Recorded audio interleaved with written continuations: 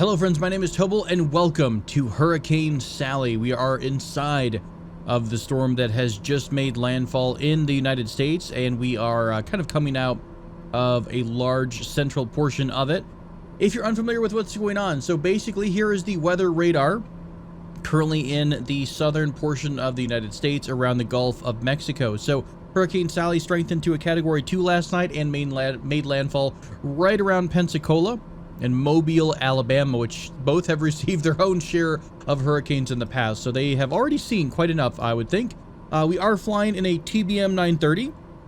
And really, I just wanted to see how Microsoft Flight Simulator will handle a storm of this magnitude. So we're flying basically just to the southeast, I believe. And you can look on the screen there on my right side. My PFD currently shows we're just over the main storm cloud layer or storm or precipitation layer. And here's the next rad settings. As you can see, it is doom and gloom as far as the eye can see. There's Mobile up there in the northeast, or sorry, to the northwest. We're basically right over Pensacola. We're probably a little bit to the east of Pensacola. Let's take a look at the normal terrain map. I believe Pensacola is right about there. I think that's actually perhaps a Pensacola airport, somewhere around this vicinity. But this is, according to where the map is showing, you can tell that we're roughly in the same place of where the storm, or the eye of the storm, should be. Currently, Microsoft Flight Simulator is saying that we only have about 3 knots of wind, which is a little bit weird. So I'm assuming that the wind information is not quite translating over. So we're not getting the same amount of wind that we would normally see inside of a hurricane, but it is, I will say, it is terrifying. Look at that storm wall. That is absolutely crazy. Now we are about 26,000 feet up in the air right now, so I had to go pretty high to kind of climb out of the storm layer in its own right. Let's not go right through it. Let's try to skirt the edge of the storm wall if we can. So we're going to kind of dance around it a little bit.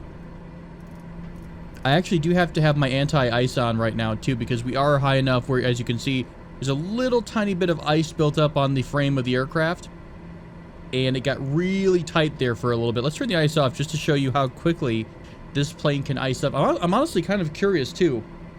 Are these aircraft programmed properly where they will freeze completely? Now the pitot heat, which keeps the little tube that houses your sensors basically in your aircraft, that can freeze over, and you will lose sensor information. Therefore, like, you won't be able to know what speed you're going, for example. So it's pretty crazy. But yeah, there we go. There's the storm layer down below. As you can see, for whatever reason, my clouds never look like clouds. They look like sponges. I've got little sea anemones here below me. It's really bizarre.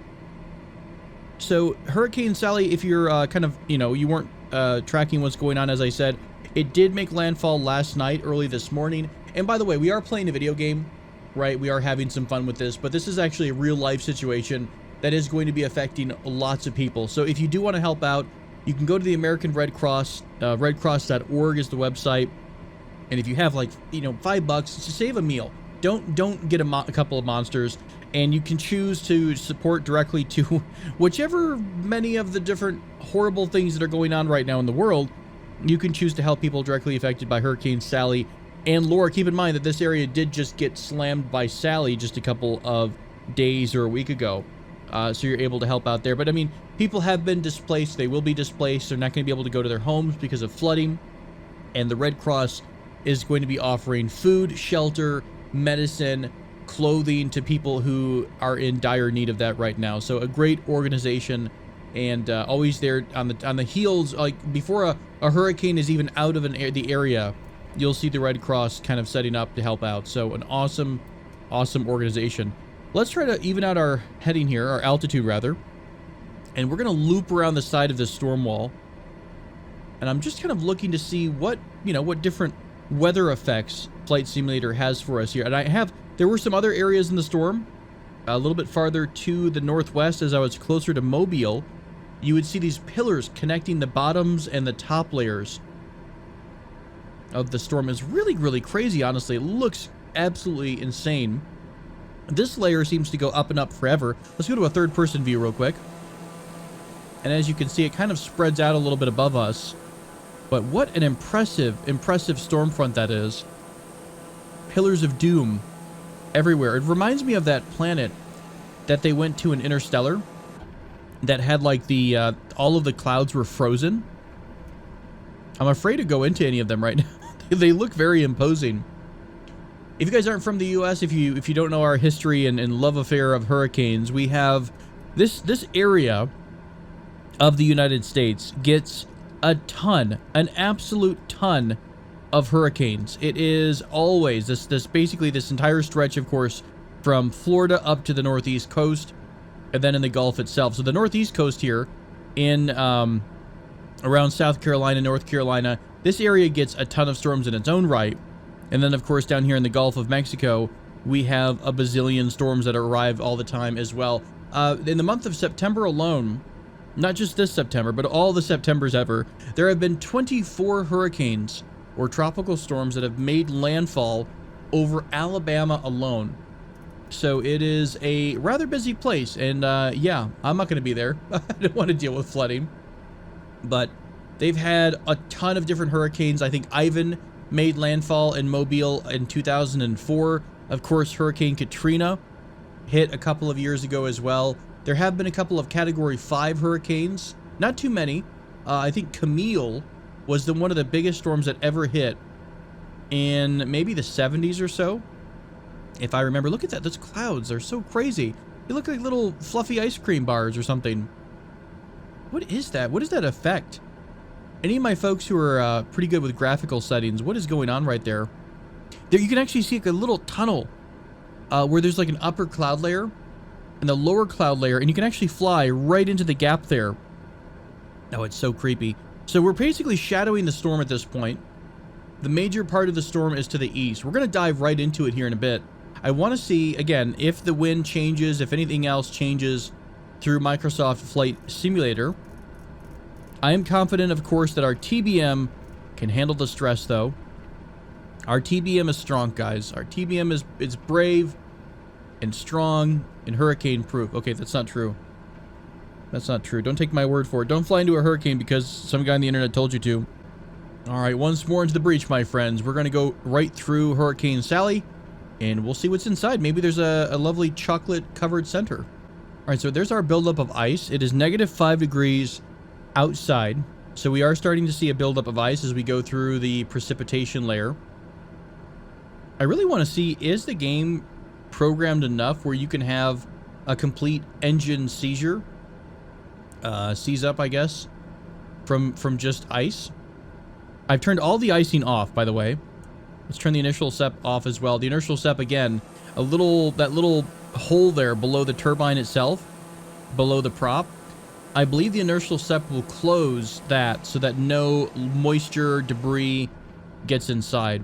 Hey, this is a great time to tell you that we are running a giveaway here. The first time I've ever done a giveaway on the channel. This is for a 1-year subscription to On-Air Company Manager. So if you are a fan of the series, you are probably familiar with On-Air Company Manager. The winner of this competition will get a key that will give them a 1-year active account for On-Air Company Manager. And if you didn't know, it is a subscription-based program that lets you create your own virtual airline. So in order to be considered to win this giveaway, all you have to do is click on the link in the more description field or the top comment below.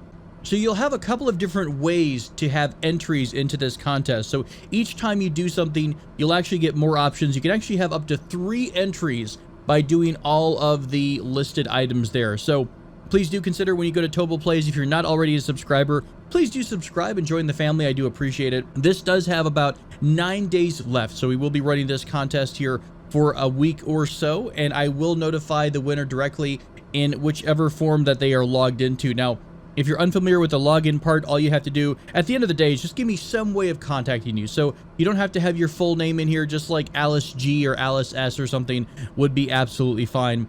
And if you do log in to Twitter or through Twitch, it will automatically plug your information in there and I'll have a way to contact you. All right, so we are nice and iced over, and I've actually been running the no ice for a bit, or no heat for a little bit, just to see if it actually affected the aircraft. As far as I can tell, it really doesn't affect the aircraft all that much, but I just flew through a majority of the storm, And I really didn't come out any different way. Like it was just one giant storm cloud through the entire thing. So as you can see, we've got a massive layer, a lower layer stretching as far as the eye can see. Actually looks like a thundercloud right below us. And then of course we have, I think, the main body of the storm. And this is pretty much where I just flew through. Would match up with where the storm is currently showing on the Weather Channel. So as far as I can tell, there's no way to really see anything else. I wonder if we dip down. What if we go down below like 10,000 feet? I'm going to acknowledge our caution warning. Let's set our autopilot to go down around 10,000 feet or so. And we are going to change our vertical speed to go down. Oops. Yelling timber. And there we go. Let's go ahead and switch to 180. Go back into the storm. Now, I seem to recall the last hurricane that came through, Hurricane Lauren, or Laura, I don't remember which one it is, but you were actually able to go through that storm and have some really intense buffeting of the wind. Here's the current weather update for Hurricane Sally. So again, it is just north of Pensacola. So the eye is, his eye is fixed on the west. The eye of Pensacola, or the eye of her hurricane, is just north of this little inlet here, according to the Weather Channel. So again, I know that's not a one-to-one perfect example of where the storm is, but that's where it's basically telling us is that the eye should be somewhere around here. So I'm going to try to line myself up that way, and we'll see if we can't get to, I don't know, I just want to see what's in the middle, you know, the juicy center of our hurricane. Let's see if there's any neat effects, or, you know, maybe there's a neat visual representation. I have no idea how the game, number one, gets its data in terms of weather, and then how that translates that weather into what you can see. So I don't know if it's a 100% accurate representation. It looks pretty freaking good. It looks like what I would assume to be a massive storm front of doom. Look at that. That is crazy. Terrifying. All right, so now we're turned around. We're kind of going right up this inlet north of Pensacola. Let me give ourselves a notch or two correction on heading. And let's take a quick peek at our weather overlay on our MFD. So there's the cloud layer. It's like a little ice cream bar sandwich, you know? The ones that had like the different color. That they've got like strawberry, and then they've got like vanilla and chocolate. There's no chocolate. Just strawberries of doom. All right, so we're going to go ahead and go through. God, that looks so crazy. Look at that. It's terrifying. It's like hitting an actual brick wall. I don't like it. I don't like it. All right, so we're into the cloud layer. Again, we're searching for the elusive chocolate center here. We're looking for the elusive eye of the storm, if we can even find it. I don't know, because it's made landfall. I would assume the structure of the hurricane, like a traditional actual cyclone that's completely 360, is no longer there. It's basically broken up at this point because it's gone over land. Okay, so we're pretty much northeast of Pensacola at this point, and yeah, there doesn't seem to be a change too much. Right below us, directly below us, I believe, is a major airport that is NOLF. Is that some kind of military base? Southly? NOLF, Naval Left Field? Sure, I have no idea. It looks like there was a big base right below us, but it wasn't listed as one of the different airports, so I have no idea. Hi there, Mr. Odin. So, I'll tell you what, friends. Let's, I don't know, let's go down. Let's see. You know what? Here. Can we mess around with our weather settings a bit? We have the live weather on. If we take... Can I copy the settings over? Can I just save this? Okay, so it keeps the layer. Can I just bump up the wind to what we think? Let's add a wind layer at about 10,000 feet, right where we are, with about, yeah, a constant speed of like 25 knots. Can I do that right now? I don't see any difference. It's not going to take effect. Live weather. And then with gusts upwards of 100 knots, right? That's what's going to be actually in a hurricane. Gusts every minute, every 10 seconds.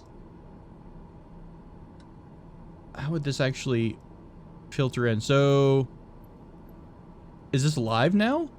It doesn't seem to actually be in use at all.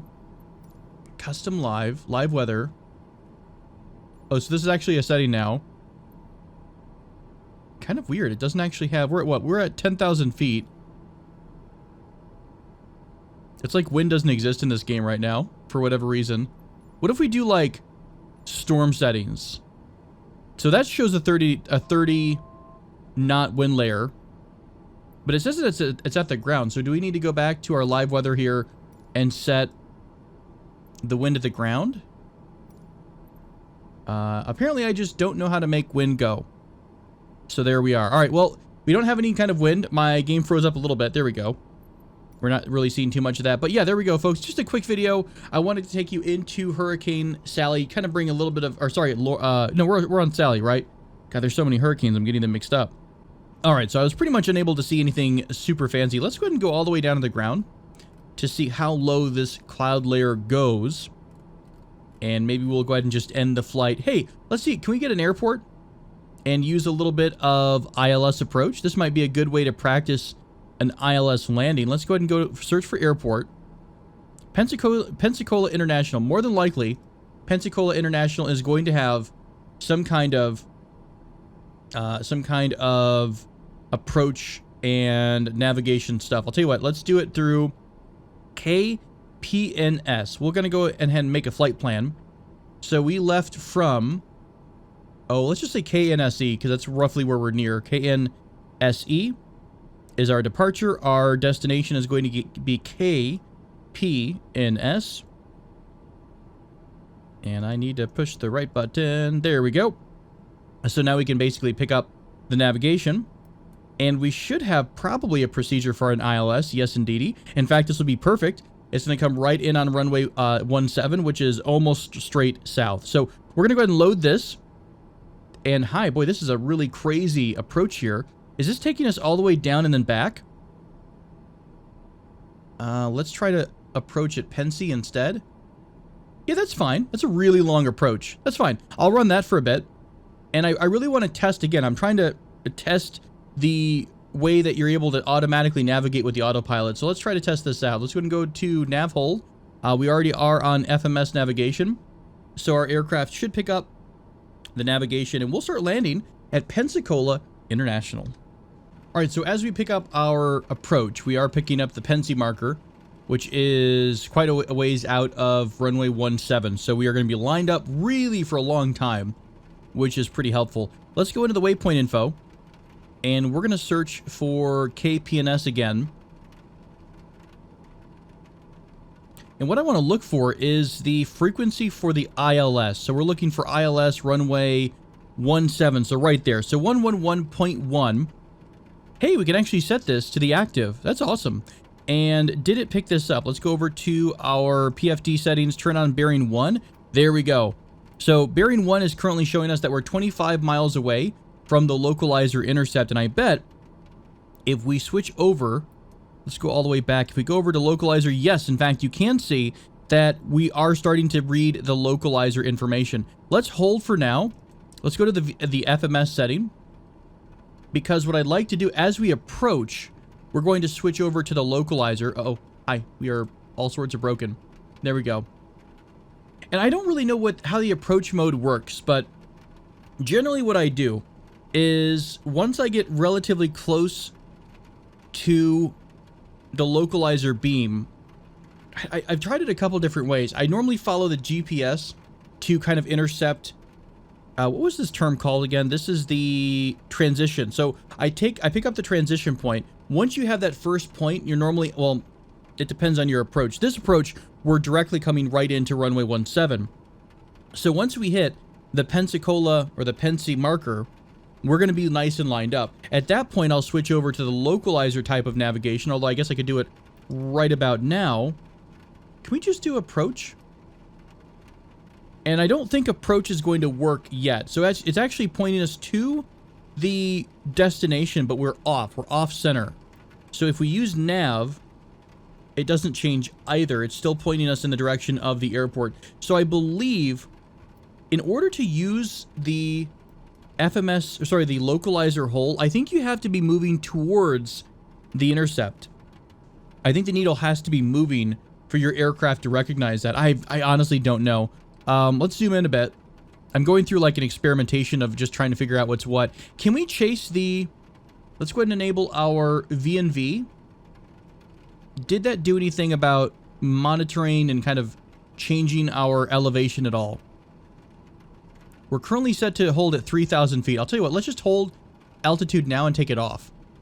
So there should be no altitude hold right now. VNV is enabled. Let's turn flight director on. We're intercepting the glide slope as it is. We're also intercepting basically the approach itself. So let's switch over to the localizer. There's the localizer. Let's see if the aircraft will bank to pick up the rest of the localizer. You can see the needle moving. The center line here is telling you how far away you are from directly, I guess, the center of the beam. And sure enough, it did turn on its own to intercept that, which is good. Now that we're on the localizer, let's change to approach and see what happens. So currently, we're dead center on the glide slope. And sure enough, we're descending at a rate of 500... And, oh god, 550, but there we go. It's actually following the glide slope. So in the TBM, we've talked about this before, the King Air doesn't quite have all this stuff set right. We've had some trouble with the, either that or we're not doing the proper procedures, but it works really great in the TBM. So as you can see, there's Pensacola way ahead of us. That's runway 17 off in the distance. We are currently locked in to the glide slope. So we are descending at exactly the rate they want us to. I can probably come back a little bit on the throttle. And of course, this is a situation where you would 100% want to use the ILS approach because we have complete lack of visibility. And I believe we'll have a little bit, actually, hey, right there, that's the runway off in the distance, which is pretty nifty. So we actually have that all nice and set up. Once we get through probably the Brent marker, I'll go ahead and start trimming for landing. Or I'm not really even trimming, I'm just basically setting my my information. We might be a little underpowered here. We're a little under the glide slope. Now, is it having us descend down to a certain point? Like navigationally, like a preset setting? Because we're under the glide slope at the moment. I lost the runway. I don't know where that went to.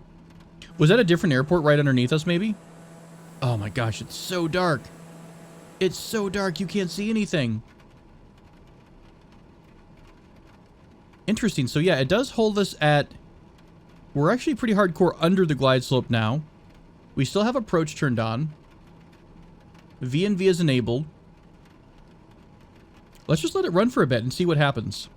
So I put out a notch of flaps, and as soon as I did that, we kind of readjusted a little bit. So I wonder if it was just waiting for the flaps to come out.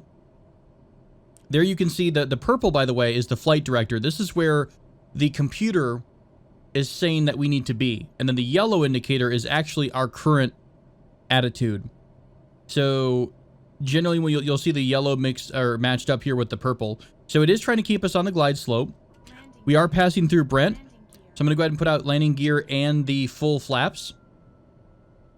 Again, I'm really trusting the system here. I'm not touching the stick whatsoever. Let's give ourselves more power. We're above the glide slope, but I'm trusting the system here. I'm going to see if this works all the way in. I've never done this in pure like blackout conditions, basically. We can see a tiny bit of the, okay, we're starting to get under the cloud layer now. So we can in fact at least see the ground, which is good. And then we can see the runway lights ahead of us here. So we are trusting the system. We are above the glide slope path. Pretty far above, actually. Are we going too fast? Is this a speed problem? Maybe I've got too much power. Let's come back on power a bit. What's the stall speed? Where's my little indicator thing? Inverted flight, maneuvering speed, flaps extended, landing configuration is 122. Is this the maximum speed? Can I get a different position here on my character? My head? I can't quite read that. All right, back to the screen. I got to focus on the runway. So I guess it's okay. I mean, we're just, again, we're a little bit high, but it doesn't look like we're that far off, does it?